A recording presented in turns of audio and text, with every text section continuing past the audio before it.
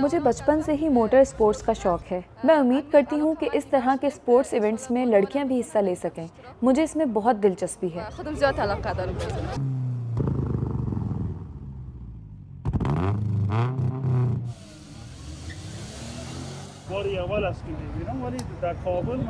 मैंने काबुल में ऐसा पहली बार देखा है। कभी कभी बाज लोग सड़कों पर रेस लगाते नज़र तो आते हैं, लेकिन मैंने कभी भी इस तरह का बाकायदा इवेंट नहीं देखा जिसमें लोग शिरकत कर सकें।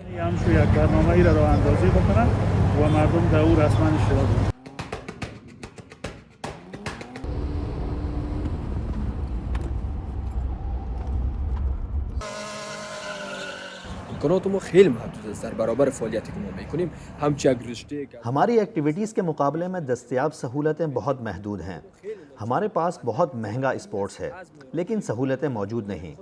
हम पुरअज़्म हैं और इस इवेंट में हमने ज़ाती पैसे लगाए हैं ताकि हम अपना शौक़ पूरा करने में पीछे ना रहें। که از هدف خود دور نمانیم.